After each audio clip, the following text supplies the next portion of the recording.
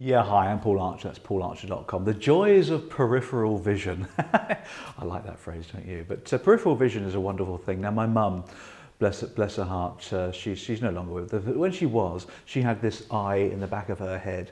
She could see 360 degrees all the way around. And when any of my brothers and I did anything wrong, we were soon told off by my mum's peripheral vision. Amazing thing, isn't it? But peripheral vision itself can actually help you quite a lot in sales and coaching and customer care. So I want to give you some ideas about how it can help you and then give you a tip to be able to stretch your peripheral vision muscles. First of all, if you're presenting in business and presenting in front of a crowd, maybe in a business situation or coaching or whatever it is you're doing, training, peripheral vision allows you to keep an eye on the people that side and that side. So addressing the audience here, obviously doing eye contact to everybody, your peripheral vision allows you to keep an eye on who's there, who's attentive, whether you need to change the pace or something like that. Also, a little trade secret for you.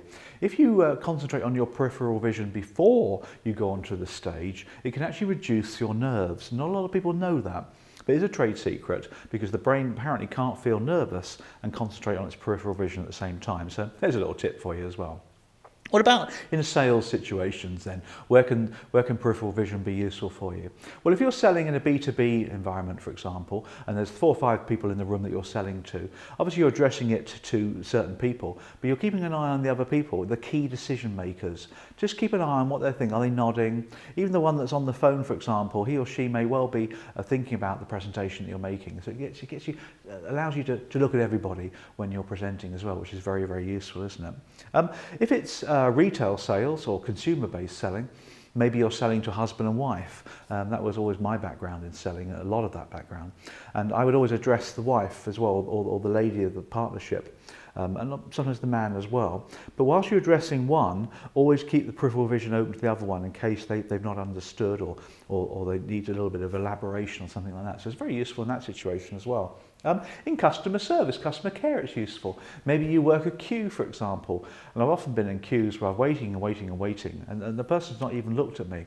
Nothing to stop you having a peripheral vision available to see the people in the queue. Even if you just have a quick look, won't be a moment, or just a quick look and a smile, just so they know that you've observed them and you've seen them. That's a particularly useful technique as well. Okay, how then can we practice our peripheral vision? It's quite simple actually. What you do is, when nobody's looking, is you focus on a dot or a piece of, small piece of visual somewhere ahead of you. A dot is a good thing to focus on. And then focus on that dot and then practice looking to your sides. Right now I'm looking at the camera, looking at you. And I'm focusing now, my peripheral vision is coming this way. I can now see the lights here, for example. I can see the side of the flip chart and the whiteboard here. I can see a fire extinguisher over there. I'm practicing my peripheral vision. That's a really useful thing to do as well, isn't it? I think in the future, maybe we'll have glasses that will do this for us. I mean, the Google glasses, have you seen them? Obviously got a little camera on them as well. Maybe the little camera can look behind you. You won't need to have human peripheral vision, but it's a really useful technique. Just ask my mum with her third eye at the back of the head. She could see everything around her, or maybe that's just a woman's intuition. Hope you found that useful. Paul Archer, paularcher.com. Bye.